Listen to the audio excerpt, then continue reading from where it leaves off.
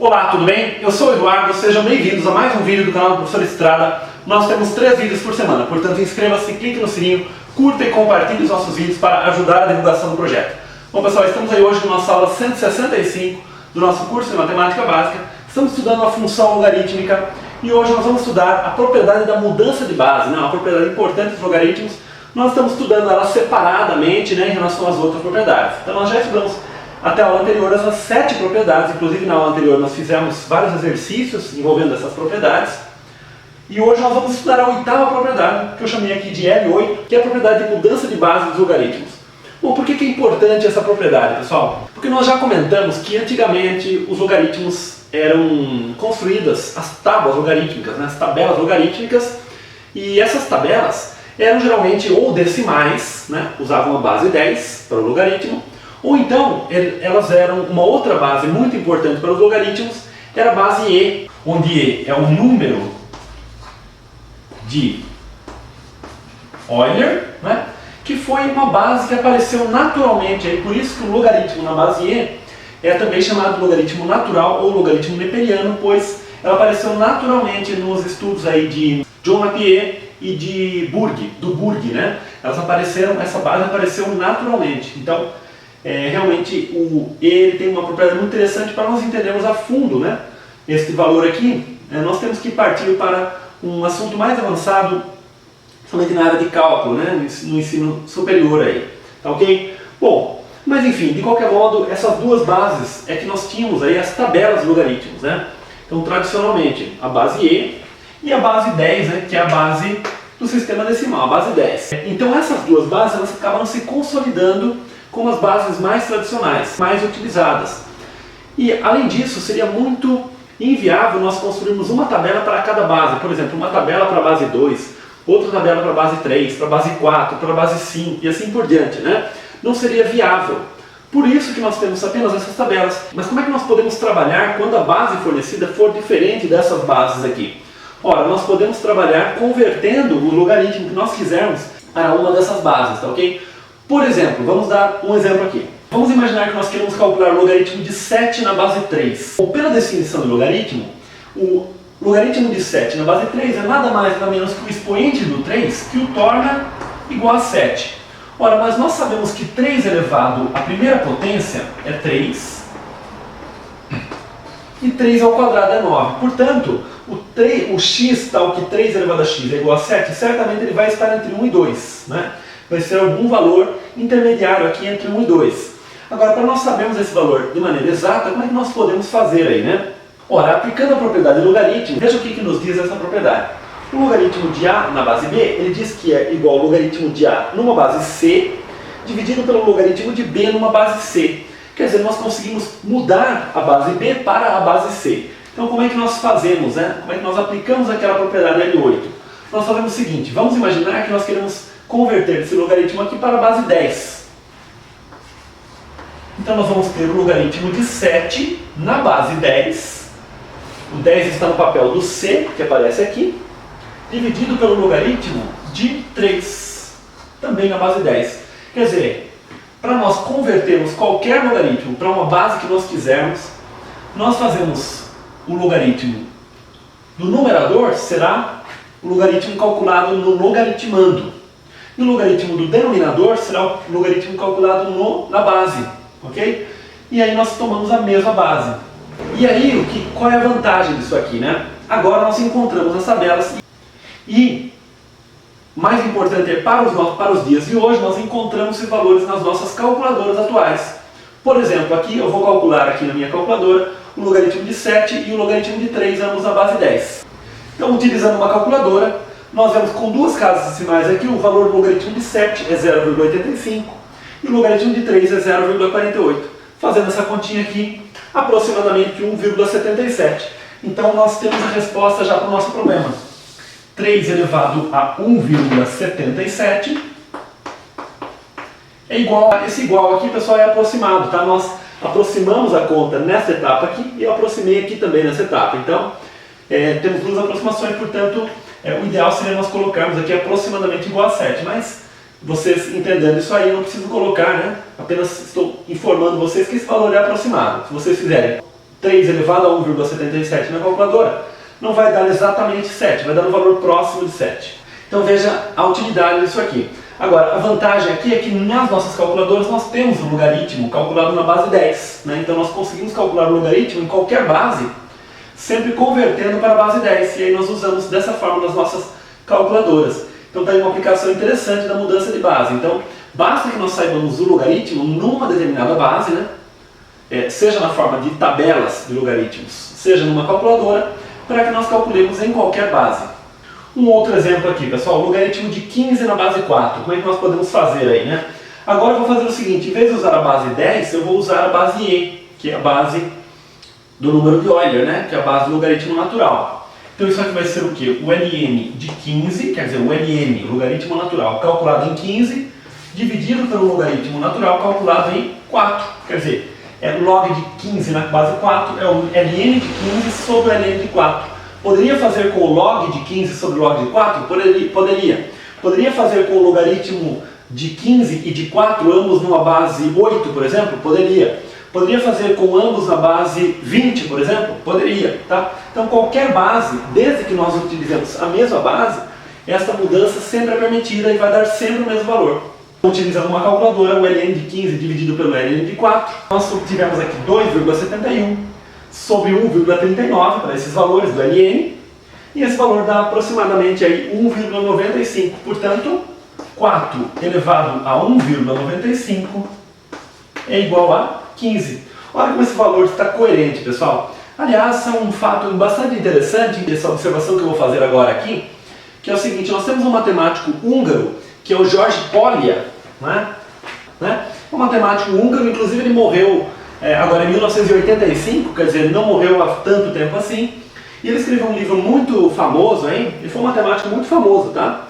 Um grande matemático.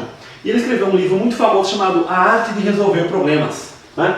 E uma das etapas desse livro, né, dessa arte de resolver problemas, segundo George Polya, é justamente nós, à medida que nós chegarmos no resultado final de um problema, nós procurarmos verificar dentro se aquele resultado é coerente, ok? Então, por exemplo, aqui nós sabemos que 4 elevado à primeira potência é 4, e 4 ao quadrado é 16. Ora, mas 1,95 é quase 2, né? Quase 4 ao quadrado. Portanto, faz sentido, né? Nós observarmos que 4 elevado a 1,95 é 15, quer dizer, está mais ou menos próximo ali do 16, né? Então, quer dizer, com isso nós corremos menos risco de errar o problema, e caso nós tivéssemos chegado a um valor muito fora da realidade, é que nós poderíamos verificar novamente o problema para ver se nós tínhamos errado alguma coisa, tá? Então essa é uma das propostas de George Polya. Sempre, na medida do possível, nós verificarmos o resultado final. Nem sempre é possível, tá? Existem problemas que nós não conseguimos verificar o resultado final, mas na maioria dos casos nós conseguimos sim ter pelo menos uma noção de que aquele resultado faz sentido. Mas enfim, pessoal, eu usei simplesmente aquela propriedade L8 para ilustrar, né, para mostrar para vocês a utilidade realmente dessa propriedade. Mas agora, como é praxe no nosso curso, nós vamos demonstrar, nós vamos ver por que essa propriedade é válida, né? Realmente, será que ela é válida para toda a base C, né? Será que é sempre verdadeira essa propriedade? Nós vamos agora fazer uma demonstração aqui, tá bom? Bom, a primeira coisa que nós devemos observar aqui, pessoal, é que essa propriedade ela não é válida para quaisquer valores reais, né? Pois está sempre sujeita aí à condição de existência dos logaritmos, tá?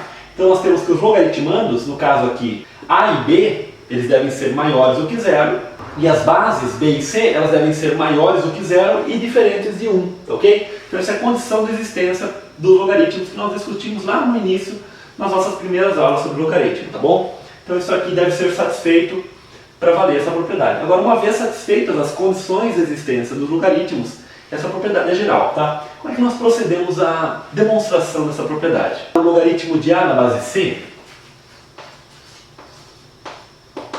eu vou chamar de x, tá ok? Bom, pela definição de logaritmo, o fato do logaritmo de A na base C ser igual a x, implica que C elevado a x é igual a A. Essa é a definição de logaritmo, tá ok? Significa que essa base elevada ao valor do logaritmo resulta exatamente o logaritmando. Bom, eu vou fazer a mesma coisa, vou chamar o logaritmo de B na base C, vou chamar de y.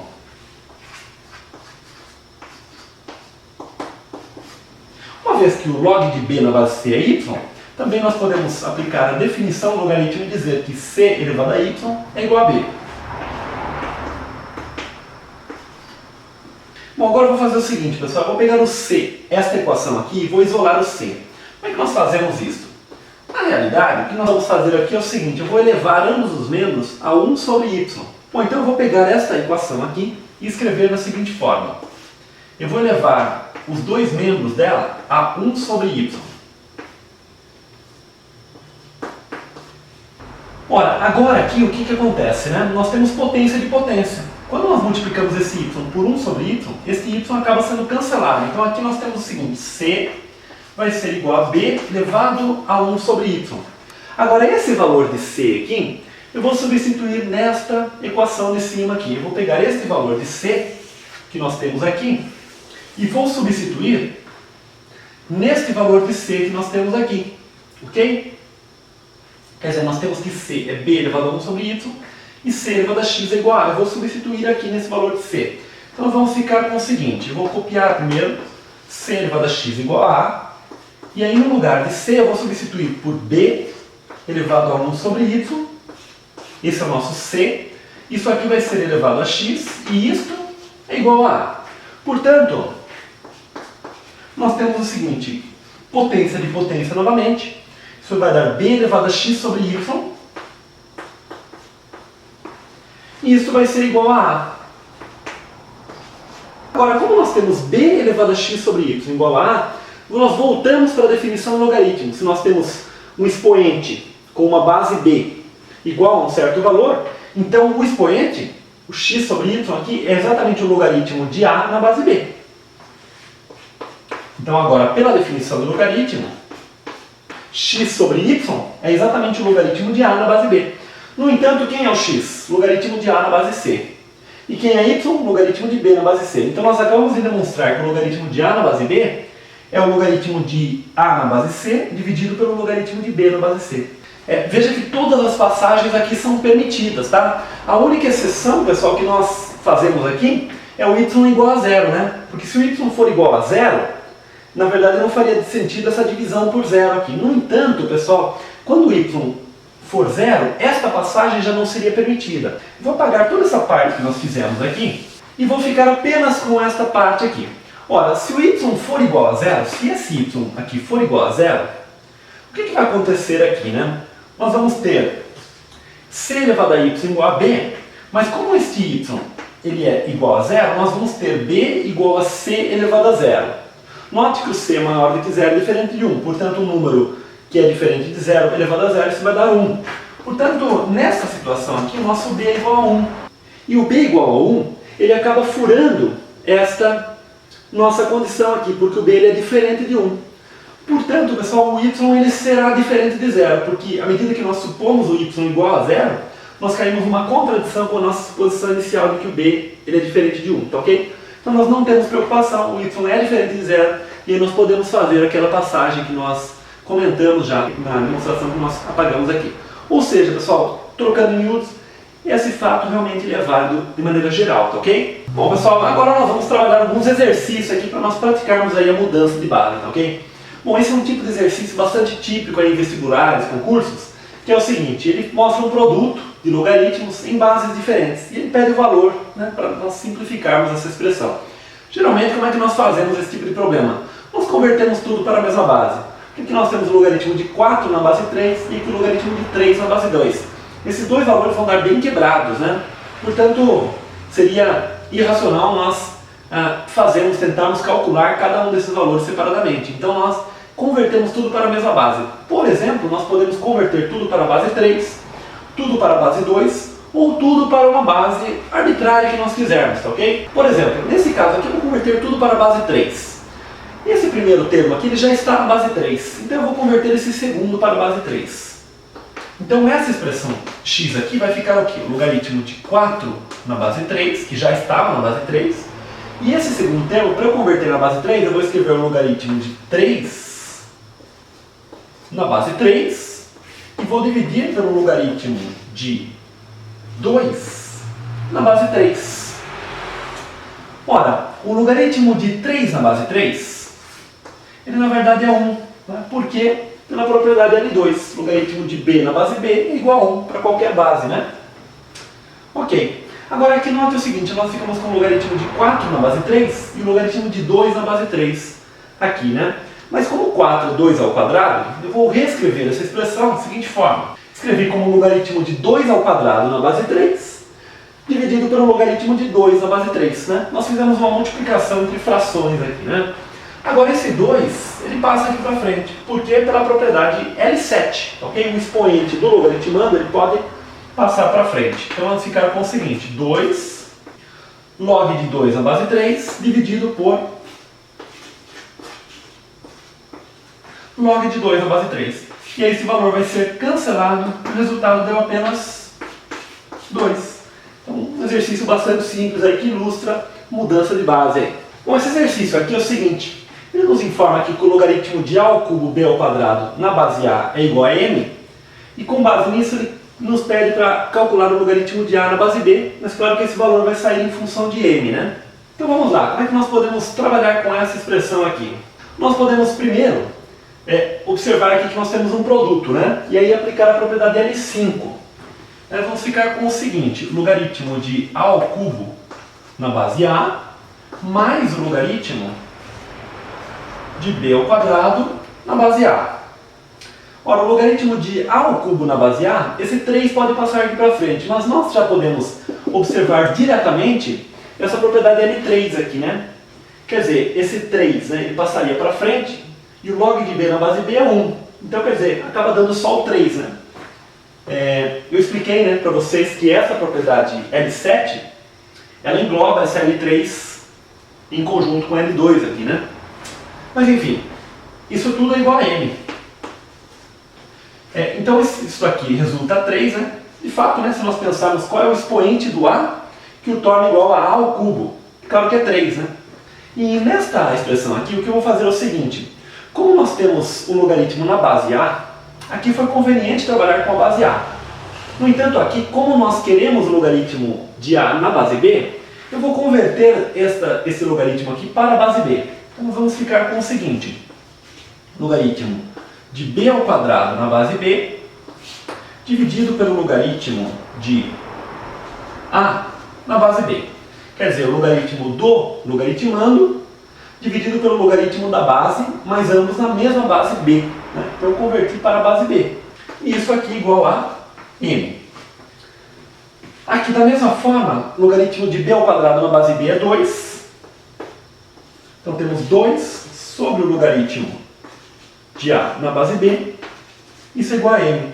Ora, o logaritmo de a na base b é exatamente o que nós queremos calcular.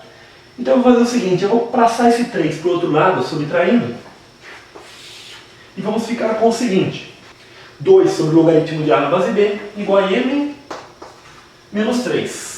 Eu vou fazer o seguinte agora, eu vou tombar os dois membros, tá? Eu vou inverter aqui e inverter desse lado também. Vamos ficar com o logaritmo de a na base b sobre 2 igual a 1 sobre m menos 3. Esse 2 que está dividindo, ele vai passar multiplicando. Então o logaritmo de a na base b vai ser o quê? 2 sobre m menos 3.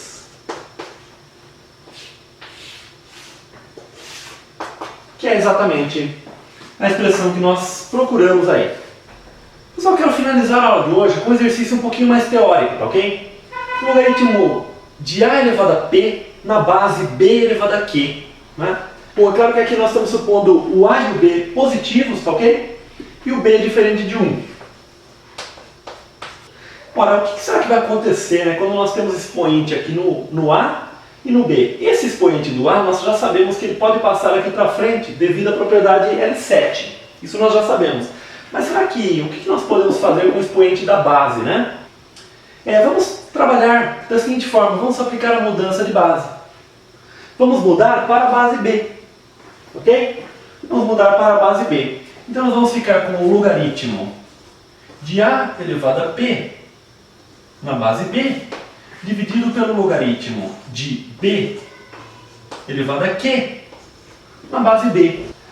Aqui, portanto, nós vamos ter o seguinte, este p ele vai poder passar aqui para frente, graças à propriedade L7, E este log de b elevado a q na base b, isso é igual a q graças à propriedade L3 que nós acabamos de discutir no outro exercício aí. Então nós vamos ter o seguinte aqui, p log de a na base b, isso aqui dividido por q. Eu vou reescrever essa expressão da seguinte forma, vou escrever assim, ó, p sobre q vezes o logaritmo de a na base b. Olha que resultado interessante que nós temos aqui, olha. Olhando dessa expressão para aquela ali. Este p para o numerador e esse q, que é o expoente da base, vem para o denominador. Olha que interessante, tá? Então nós podemos retirar o expoente tanto do logaritmando quanto da base, né? Isso é uma coisa interessante porque, por exemplo, se nós tivermos o seguinte aqui. Se nós tivermos, por exemplo, o logaritmo de 9 na base 16, né? Se nós observarmos que o 9 é 3 ao quadrado e o 16 é 4 ao quadrado, esse 2 pode passar para cá e esse 2 também. Então nós vamos ficar com 2 sobre 2 vezes o log de 3 na base 4. 2 sobre 2 é 1, portanto nós vamos ter exatamente o log de 3 na base 4. Então olha que interessante, o log de 9 na base 16 é a mesma coisa que o log de 3 na base 4. Né? Então essa é uma propriedade bastante interessante aí, que se nós pensarmos na potenciação, né, ela não é difícil de se concluir não. Né? Porque se nós pensarmos no log de 9 na base 16, nós estamos nos perguntando o expoente do 16 que o torna igual a 9. Ora, mas se nós tirarmos a raiz quadrada dos dois membros, isso é a mesma coisa de calcular o expoente do 4 que o torna igual a 3. Mas é interessante, de qualquer forma, a gente conseguiu formalizar isso aí. Pode aparecer algumas situações aí para vocês, até para simplificar expressões aí, tá bom, pessoal? Então é isso, pessoal. Espero que vocês estejam entendendo. Qualquer dúvida, coloca nos comentários. Um grande abraço, até o próximo vídeo. Tchau!